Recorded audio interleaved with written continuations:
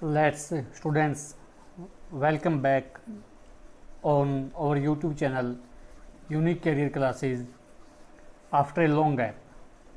काफ़ी लंबे समय के बाद सभी विद्यार्थियों का पुनः हमारे YouTube चैनल पर हार्दिक स्वागत है। आज का जो हमारा मुख्य विषय रहेगा वो हरियाणा विद्यालय शिक्षा बोर्ड द्वारा प्रत्येक सरकारी विद्यालय में जो सेट एग्ज़ाम जो 2 महीने या 3 महीने के अंतराल पर परीक्षा ली जाती है उनसे संबंधित रहेगा। आज की इस वीडियो में हम 10वीं कक्षा के मैथमेटिक्स का जो एग्ज़ाम था सेट अगस्त 2024 में जो एग्ज़ाम आया था उसका पूरा सॉल्यूशन करेंगे, क्योंकि जो सवाल इन परीक्षाओं में डाले जाते हैं वो वार्षिक परीक्षाओं के दृष्टिकोण से और प्रतियोगी परीक्षाओं के लिए भी अत्यधिक महत्वपूर्ण होते हैं। तो ये आइए हम आज की इस वीडियो की शुरुआत करते हैं और 10वीं कक्षा का जो मैथमेटिक्स का पेपर था उसका पूरा सॉल्यूशन करते हैं। इस तरह से प्रिंटेड पेपर हमें मिले थे, उसके ऊपर ही हमने इनका सॉल्यूशन करना था। जो पहले 11 क्वेश्चन थे वो टिक मार्क के थे, इंस्ट्रक्शन में दे रखे हैं आपको, वो सारे एक नंबर के थे। उसके पश्चात अलग अलग पार्ट बनाए गए हैं, 2 नंबर के भी, 3 के भी और 5 के भी है। और एक क्वेश्चन जो है लास्ट वो केस स्टडी से भी डाला गया है। केस स्टडी अभी शुरू की थी हरियाणा बोर्ड ने पिछले एग्ज़ाम में ही। CBSE कई वर्षों से इस तरह के क्वेश्चन पूछ रहा है, लेकिन हरियाणा बोर्ड ने इस बार ही शुरुआत की थी। देखिए पहला क्वेश्चन जो हमारा था, निम्नलिखित में से कौन सी अप्रिमेय संख्या नहीं है। हमें यह पता है, जो की पॉइंट इस क्वेश्चन के लिए है कि अप्रिमेय संख्या हमें मुख्य रूप से वर्गमूल देखना है। जो संख्याएं पूर्ण वर्ग नहीं होती उनका वर्गमूल अप्रिमेय होता है। एग्जाम्पल, हमें यहाँ वर्गमूल 2 दे रखा है, 2 किसी का वर्ग नहीं होता तो 2 का वर्गमूल अप्रिमेय संख्या होगी। तो जो पहला ऑप्शन है वो अप्रिमेय हो जाएगा। दूसरा, 5 माइनस वर्गमूल 5, 5 भी किसी संख्या का वर्ग नहीं होता तो इसका वर्गमूल भी अप्रिमेय हो जाएगा। तीसरा दे रखा है वर्गमूल 16। वर्गमूल 16 को हम क्या लिख सकते हैं, देखिए वर्गमूल 16 जो है वो 4 का वर्ग होता है, तो वर्गमूल 16 को हम 4 लिख सकते हैं। तो जो तीसरा ऑप्शन है 3 प्लस वर्गमूल 16, वो हमारे पास क्या बन जाएगा, 3 प्लस वर्गमूल 16 की जगह 4 लिख देंगे तो 3 प्लस 4 7 बन जाएगा, और 7 एक परिमेय संख्या है। तो हमारा ऑप्शन सी पहले क्वेश्चन के लिए सही आंसर हो जाएगा। दूसरा क्वेश्चन देखिए, एक द्विघात बहुपद दे रखा है।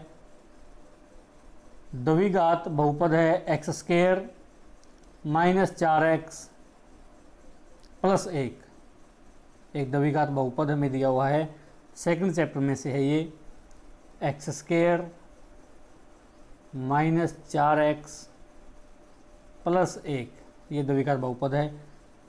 हमने इसके शून्यकों का योगफल बताना है। शून्यकों का योगफल हमें पता है, शून्यकों का योगफल क्या होता है, ऐसे लिखता हूँ मैं योगफल को। शून्यकों का योगफल होता है -b/a, -b/a। माइनस b का मतलब जो x के साथ है, x के साथ -4 है तो -4।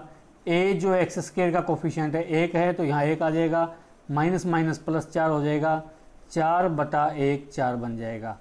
इस प्रकार शून्यकों का योगफल 4, ऑप्शन ए हमारा सही उत्तर रहेगा।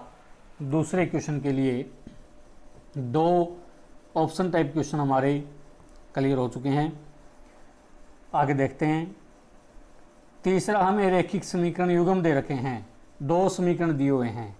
युग्म का मतलब जिसमें हमें 2 समीकरण दिए जाएं। रैखिक समीकरण युग्म दिया हुआ है। हमने क्या करना है, देखो बताना है इनका हल कैसा होगा। हल का मतलब एक हल होगा, अनेक होंगे या कोई हल नहीं होंगे।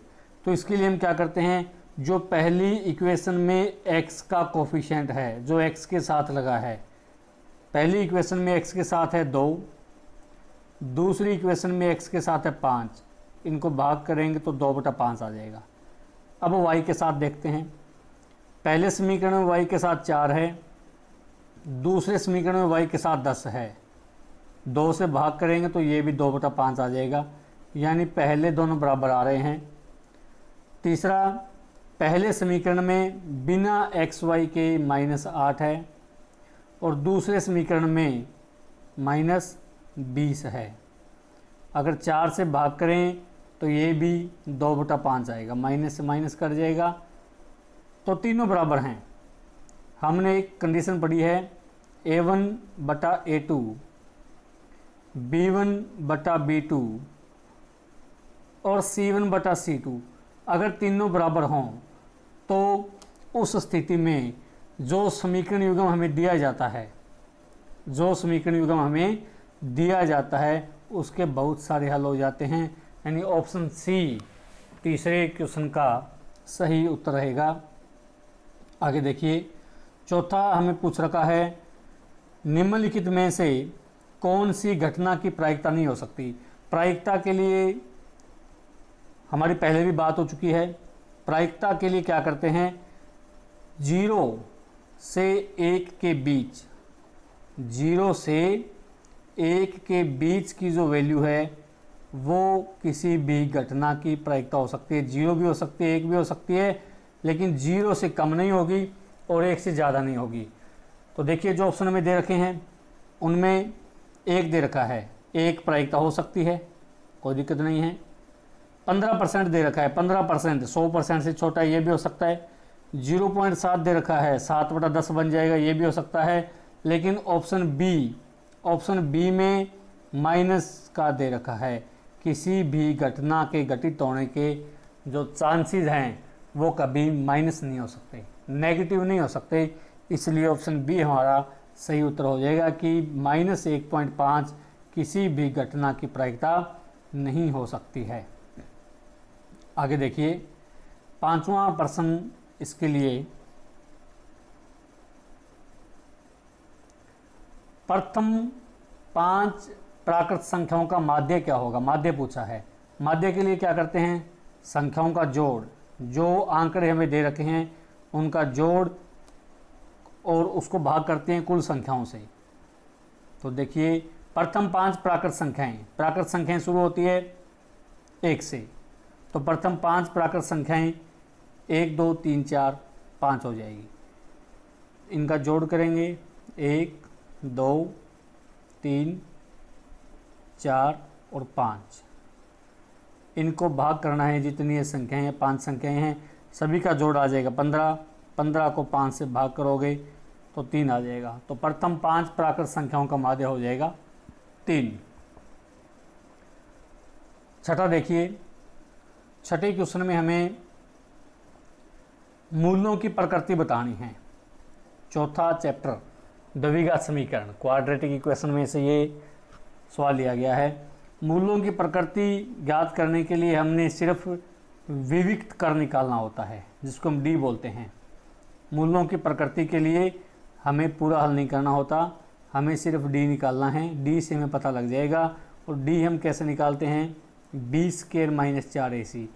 b का मतलब जो x के साथ लगा है, a जो x² का गुणांक है और c जो बिना x का है। तो यहाँ d निकालने के लिए b², b की जगह 1 है तो 1 का स्क्वायर, -4, a की जगह भी 1 है और c की जगह -1 है, c की जगह -1 है। तो ये बन जाएगा 1 का स्क्वायर 1 ही होता है, माइनस माइनस प्लस हो जाएगा, 4 × 1 4, 1 और 4 5 हो गया। 5 0 से बड़ा है, यानी हमारी जो d की वैल्यू है वो 0 से बड़ी है। तो समीकरण के मूल वास्तविक होते हैं, लेकिन दोनों भिन्न भिन्न होते हैं, असमान होते हैं। ऑप्शन ए हमारा सही आंसर रहेगा। 7वां देखिए, 7वें में हमें विविक्त कर ही पूछ लिया, जो समीकरण दे रखा है उसका विविक्त कर क्या होगा। तो समीकरण के विविक्त कर के लिए अभी हम बात कर रहे थे d बराबर बी स्क्वायर माइनस 4ac होता है, तो इसको आसानी से हम निकाल सकते हैं। d निकालने के लिए B square minus 4ac, b की जगह इस समीकरण में 5 है तो 5 का स्क्वायर माइनस 4, a की जगह 1 है, c की जगह 6 है, गुणा करोगे तो 5 का स्क्वायर 25 होता है। 25 में से 4 छिके 24 घटाओगे तो 1 बच जाएगा, तो इसका विविक्त कर 1 आ जाएगा, जैसा कि इसमें लिखा भी हुआ है पेन से। इस द्विघात समीकरण का विविक्त कर 1 होगा।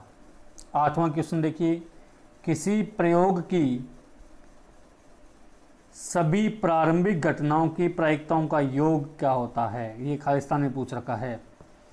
कोई भी घटना हो उसके घटित होने के अधिकतम चांस कितने हो सकते हैं? 100%।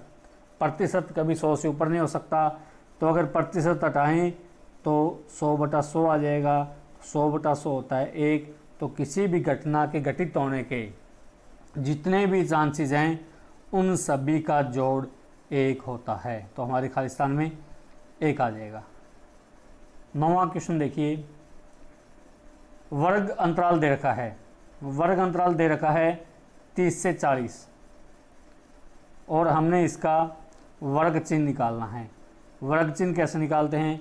जो वर्ग अंतराल की ऊपरी सीमा और निम्न सीमा है, जो निम्न सीमा यानी जहाँ से वर्ग अंतराल शुरू होता है और ऊपरी सीमा जहाँ पर वर्ग अंतराल खत्म होता है, तो इसकी निम्न सीमा 30 है, ऊपरी सीमा 40 है, दोनों का जोड़ बटा 2, ये होता है वर्ग अंतराल। इसको xi लिखते हैं हम। 30 और 40 70 हो जाएगा, 70 को 2 से भाग करोगे 35 आ जाएगा, तो इसका वर्ग चिन्ह कितना हो जाएगा? 35। अगर सीधे शब्दों में इसको कहें तो जो वैल्यू इन दोनों के बीच की होती है वो वर्ग अंतराल होता है। अब आप आसानी से निकाल सकते हो, वर्ग अंतराल 30 और 40 का 35 हो जाएगा। अगला क्वेश्चन, 270 को अभाज्य गुणनखंड के रूप में व्यक्त कीजिए। ये छोटी कक्षाओं का, मिडिल जो क्लासेज है उनके लेवल का सवाल है। 270 के अभाज्य गुणनखंड बनाने हैं। अभाज्य गुणनखंड आप बना सकते हो। अभाज्य गुणनखंड निकालने के लिए हमने संख्या को सिर्फ अभाज्य संख्याओं से भाग करना होता है। लास्ट में 0 है, 2 से भाग हो जाएगा, 2 से भाग करोगे तो 135 आ जाएगा। लास्ट में 5 आ गया, 2 से भाग नहीं हो सकता, अंकों का जोड़ करेंगे तो इन अंकों का जोड़ 135 का जोड़ बनेगा 9, तो ये 3 से भाग हो जाएगा। 3 से भाग करेंगे तो 45 आ जाएगा, 45 फिर 3 से भाग हो जाएगा 15 आ जाएगा, 15 को 3 से भाग करोगे तो 5 आएगा और 5 5 से ही भाग होता है, तो इसके गुणनखंड जैसा कि पहले लिख भी रखे थे 2 3 3 और 5 ये हो जाएंगे। 2 3 3 और 5।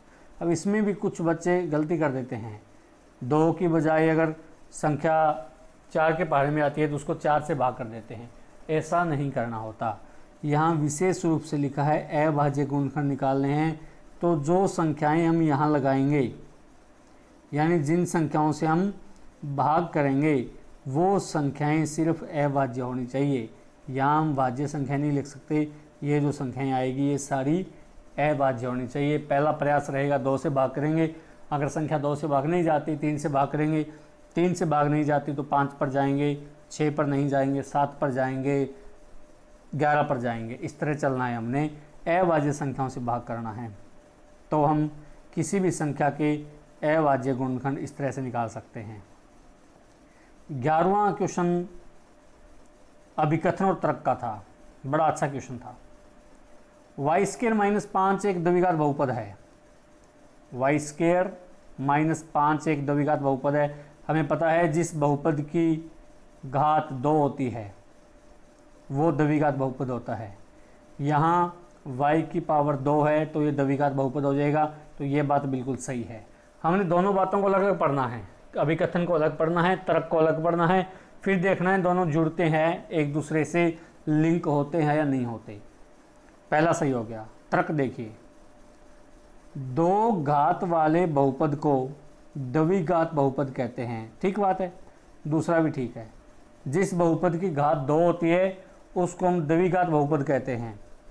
अब देखिए दोनों सही हैं, हमारे पास दो ऑप्शन है, ए में भी दे रखा है दोनों सही हैं और बी में भी दे रखा है दोनों सही हैं। लेकिन फ़र्क क्या है, देखिए जो अभिकथन बन रहा है वो तर्क से बन रहा है कि दो घात वाले बहुपद को द्विघात बहुपद कहते हैं, और अभिकथन में y की घात 2 है इसलिए द्विघात है, यानी दोनों सत्य भी हैं और जो तर्क है वो अभिकथन की व्याख्या भी करता है, यानी अभिकथन तर्क से ही निकल कर आया है। तो हमारा ऑप्शन ए बिल्कुल सही आंसर हो जाएगा प्रश्न नंबर 11 के लिए। आगे देखिए,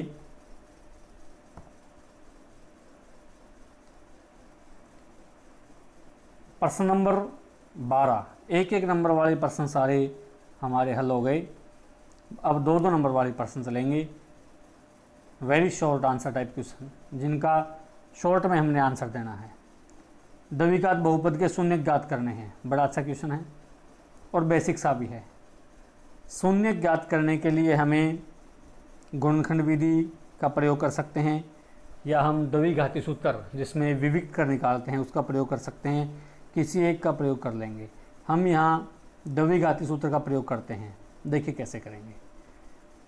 जो बहुपद हमें दे रखा है 3x² - x - 4, तो द्विघाती बहुपद के लिए सबसे पहले d निकालते हैं। d हो जाएगा b² - 4ac। b की जगह x के साथ -1 लगा है, तो b की जगह -1 का स्क्वायर -4।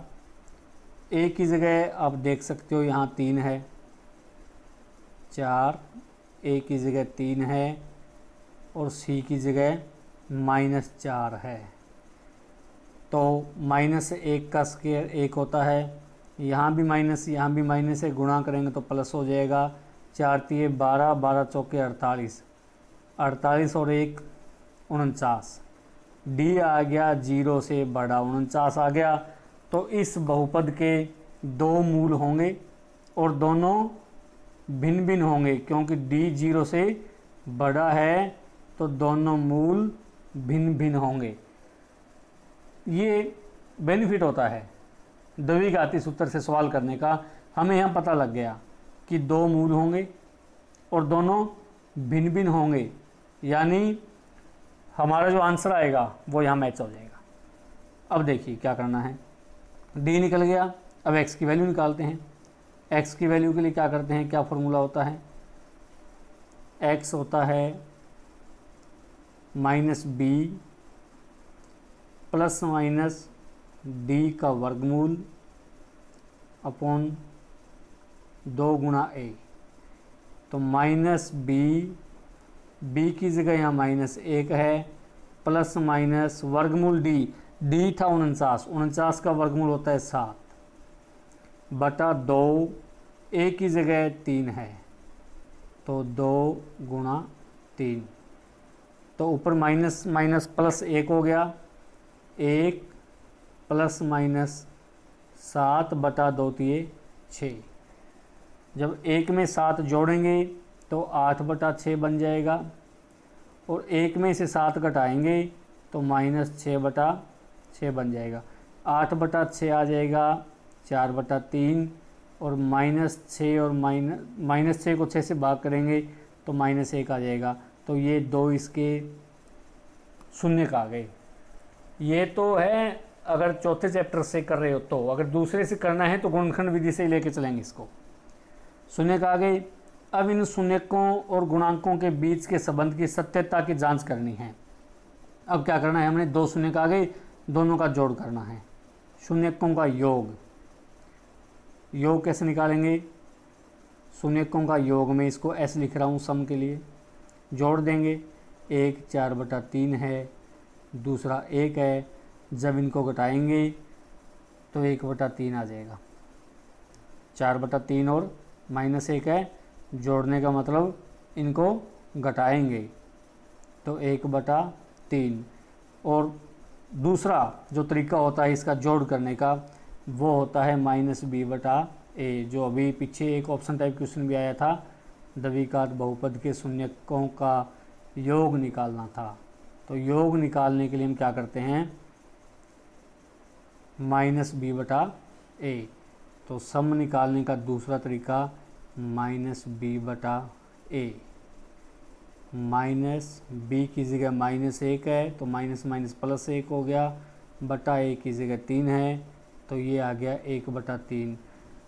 ये दोनों देखिए 1/3 और 1/3 ठीक आ रहा है, तो हमारे शून्यक कुछ हद तक सही हैं। दूसरा हमें क्या करना पड़ेगा, इनका प्रोडक्ट निकालना है, इनका गुणनफल निकालना है। गुणनफल के लिए देखो प्रोडक्ट लिख रहा हूँ मैं p, फॉर्मूला होता है c/a। c की जगह -4 है, a की जगह 3 है तो -4/3 आ गया। अगर हम डायरेक्ट निकालें, दोनों की गुणा करें तो एक है 4/3, दूसरा है -1, गुणा करेंगे तो ये भी -4/3 आ जाएगा, यानी ये दोनों ही सही है। दोनों सम और प्रोडक्ट, डायरेक्ट सम करने में और डायरेक्ट मल्टीप्लाई करने में और फॉर्मूले से सम करने में और फॉर्मूले से मल्टीप्लाई करने में बराबर है। तो हमारा जो आंसर है x की दो वैल्यू 4/3 और -1, ये बिल्कुल सही होगा। आगे देखिए अगला 13वां सवाल, इसमें 2 समीकरण युग्म दे रखे हैं। ये भी बड़ा इजी है, बस इसको करने का तरीका, एप्रोप्रिएट मेथड आपको पता होना चाहिए, ये भी बड़ा आसान हो जाता है। 2 समीकरण युग्म हमें दे रखे हैं, x - y = 3, बड़ा आसान था ये, x - y = 3 और x/3 + y/2 = 6। दोनों सिंपल सी समीकरण है, इक्वेशन है। कैसे करते हैं देखो, पहला समीकरण हमें दे रखा है x - y = 3, ये पहला समीकरण है। दूसरा x/3 + y/2 = 6। पहले हम क्या करेंगे, दूसरे समीकरण को साधारण बना लेंगे, जो बटा वाले हैं उनको ख़त्म कर देंगे। हम ख़त्म कैसे करते हैं, 1 के बटा में 3 है, 1 के बटा में 2 है, दोनों का एलसीएम निकालो। एलसीएम का मतलब जब दोनों एक पहाड़ी में न हो तो सीधे गुणा कर देते हैं। 3 और 2 की गुणा 6 आ जाएगी, तो हम क्या करेंगे, दोनों को 6 से गुणा कर देंगे। x/3 इसको भी 6 से गुणा, और y/2 इसको भी 6 से गुणा, और दूसरी साइड 6 है तो 6 को भी 6 से गुणा, क्योंकि गुणा भाग जोड़ घटा अगर समीकरण में करना होता है तो दाईं तरफ और बाईं तरफ दोनों ओर करना होता है। 3 को 6 से काटेंगे 2 आ जाएगा, तो ये बन गया 2x प्लस 2 से 6 को काटेंगे 3 आ जाएगा, ये बन गया 3y = 6 × 6 = 36। तो दूसरा समीकरण हमारा बन गया 2x + 3y = 36। 2x + 3y = 36। ये थोड़ा आसान हो जाएगा कैलकुलेशन करने में। तो पहला समीकरण है x - y = 3 और दूसरा समीकरण बन गया 2x + 3y = 36। अब पहले समीकरण में से x का मान निकाल लेंगे। समीकरण 1 के प्रयोग से y का जब साइड चेंज करेंगे तो y प्लस की हो जाएगी, तो x = 3 + y आ गया, और x का यह मान दूसरे समीकरण में रख देंगे। तो दूसरा समीकरण है 2x, 2 x की जगह रखेंगे 3 + y और ये 3y अपनी जगह सेफ है। 3y बराबर 36। अब इसको सिंपल कर लेंगे, 2 की 3 से गुणा करेंगे 6 आ जाएगा, 2 की y से गुणा करेंगे 2y आ जाएगा, प्लस 3y बराबर 36। 2y और 3y हो गया 5y। 36 की साइड चेंज करोगे माइनस का हो जाएगा, 6 की साइड चेंज करेंगे सॉरी तो माइनस का हो जाएगा। 36 में से 6 घटाएंगे तो 30 आ गया। ये 5 यहाँ गुणा में है, इसकी साइड चेंज करेंगे तो ये भाग हो जाएगा। 30 को 5 से भाग करेंगे 6 आ जाएगा। y की वैल्यू हमारे पास 6 आ गई। y की वैल्यू 6, y की वैल्यू यहाँ रख देते हैं। तो x बराबर 3 प्लस y, y की जगह 6 है तो x बराबर 3 और 6 9 हो जाएगा। यानी x बराबर 9 और y बराबर 6, ये इस समीकरण युग्म का हल हो जाएगा। हल का मतलब x अगर 9 रखते हैं y 6 रखते हैं तो दोनों समीकरण के लिए दाईं तरफ और बाईं तरफ का जो मान है वो बराबर हो जाएगा। आगे देखिए, अगले क्वेश्चन पर चलते हैं। प्रश्न नंबर 14 हमारे पास है, के किस मान के लिए द्विघात समीकरण के मूल बराबर होंगे। द्विघात समीकरण के मूल बराबर होंगे। मूल बराबर कब होते हैं? जब d का मान 0 होता है। इस क्वेश्चन के लिए की पॉइंट कि d बराबर 0 होना चाहिए, तो हम d निकालते हैं। d होता है b² माइनस 4। इसे देखिए, ए की चैप्टर में से और ए की फॉर्मूले पर आधारित लगभग 5-6 नंबर के क्वेश्चन आ चुके हैं अब तक। d बराबर b² माइनस 4ac, तो d की जगह 0 रखेंगे। b² k है, यहाँ k² माइनस 4, a की जगह 2 है, c की जगह 3 है। a b c का तो पता ही होगा आपको, जो x² के साथ है वो a होता है, जो x के साथ है वो b होता है, जो बिना x के है वो c होता है। तो ये बन जाएगा k² माइनस 4 गुणा 2 8 दिए 24, k² माइनस 24 0 के बराबर है, k² माइनस 24 बराबर 0।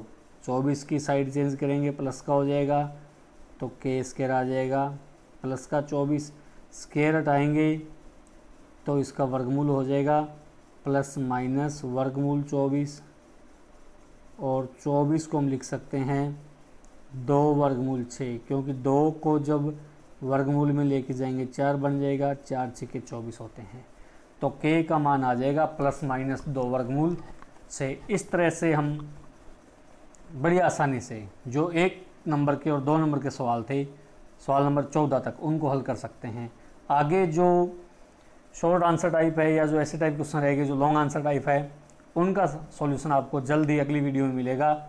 तो अभी तक जो हमने MCQ जो बहुविकल्पीय क्वेश्चन थे वो हल कर लिए। एक इसमें रीजनिंग बेस्ड था जो तर्क और अभिकथन का था वो, और 2 या 3 क्वेश्चन हमने 2-2 नंबर के हल कर लिए, जो बड़े इंपॉर्टेंट है। यही क्वेश्चन आपको फाइनल एग्जाम में रिपीट होते हुए मिलेंगे, चाहे CBSE बोर्ड हो या हरियाणा बोर्ड हो। तो बड़े ध्यान से आपने इसको करना है, और आगे के जो क्वेश्चन रहते हैं वो आपको अगली वीडियो में मिल जाएंगे। ये वीडियो अपने सभी सहपाठियों के साथ शेयर करनी है। सहपाठियों का अर्थ जो 10वीं कक्षा के उनके साथ तो करनी ही है, जो कंपटीशन एग्ज़ाम की तैयारी कर रहे हैं, चाहे वो स्टेट की करते हों, चाहे वो नवोदय विद्यालय के लिए करते हों, या चाहे वो HSSC यानी Haryana staff selection board clerk की भर्ती के लिए, पटवारी की भर्ती के लिए करते हों, उनके लिए ये क्वेश्चन बहुत ज़्यादा इंपॉर्टेंट है। तो अपने व्हाट्सएप के हर एक ग्रुप में ये वीडियो आपने पहुंचाना है, हमें सपोर्ट करना है। इस चैनल को अगर अभी तक सब्सक्राइब नहीं किया है तो सब्सक्राइब आप ज़रूर कर लें। इस वीडियो को ज़्यादा से ज़्यादा शेयर करें, इसमें कमेंट करें, और ये देखकर इसका भरपूर फ़ायदा उठाएं। धन्यवाद।